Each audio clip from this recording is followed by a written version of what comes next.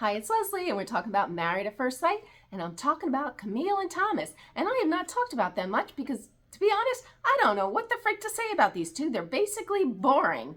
And, yeah. But you know what? It's starting to heat up a little, and not in a good way. But just to catch you up, Camille, in past episodes, has let Thomas know that he is not her type, like he's missing some kind of swag, some kind of whatever. He's lacking in that, and she's used to dating guys with that, and that is an unappealing quality that he has, that he doesn't have this kind of whatever. I would probably say what's missing is a little smoothness and the swag factor. Do you think he has swag? The potential is there. The potential is there. Yeah. And I personally, right here, blame Pastor Cal, because he should have been picking up on this. And I also blame her, because I'm like, if this was so friggin' important, why didn't you tell the experts? Huh? Did you tell them? No, I don't think you probably did. I'm sure this went unmentioned, but Pastor Cal, this really was your area of expertise, if you will. You dropped the ball again on this one, because they're not on the same, whatever that is, cultural, thing. But anyway, they go to the brother's house, the twin brother, who is married to a white woman, I did notice, and a pool party. And what they all are doing at these parties is they sit down and basically grill each other about how it's going. Fun times. And again, they let Thomas know the painful truth that he is not Camille's type. Has Camille shared that, he's not Camille's usual type? Really? Yeah. If I were to say, typical type, he's lighter skinned than anyone you've ever dated. Yeah, lighter skin, technically, if we're just going physical. Noted. We have noted that.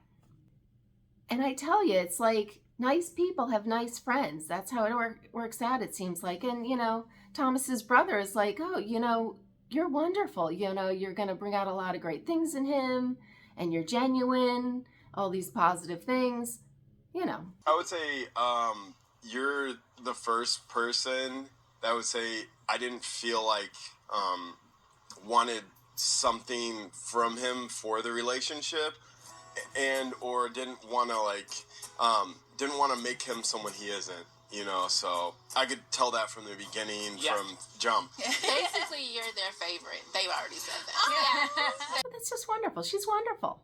That's what they think. But Camille tries to spin it a little, things are looking up. I know we had a little bit of a rough start with the obvious cultural differences. Her on the one side of town, him on the other, hanging with different types of people. But they've hopefully moved a little bit past that, and things are on a better trajectory right now.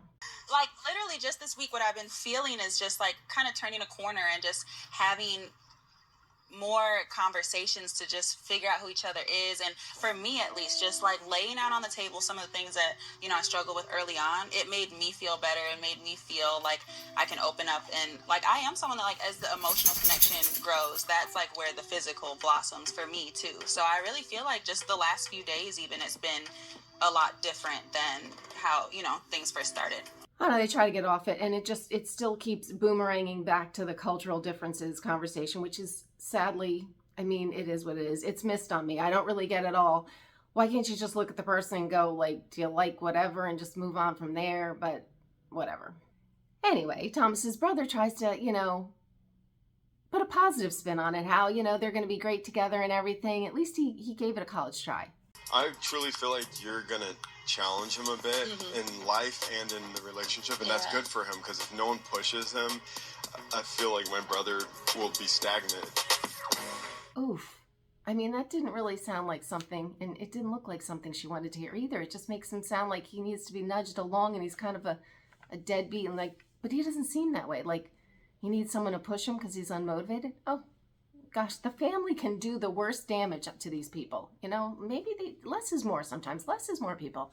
Well, they made it through the party, and then they made their way on back and had another awkward conversation about these cultural differences in skin tone and what you're used to dating and things like that. Oof. And Thomas says something that kind of seemed like a natural assumption, I guess. I don't know. I would assume that maybe you dated more light-skinned dudes, but that You was not would've the case. assumed? Yeah.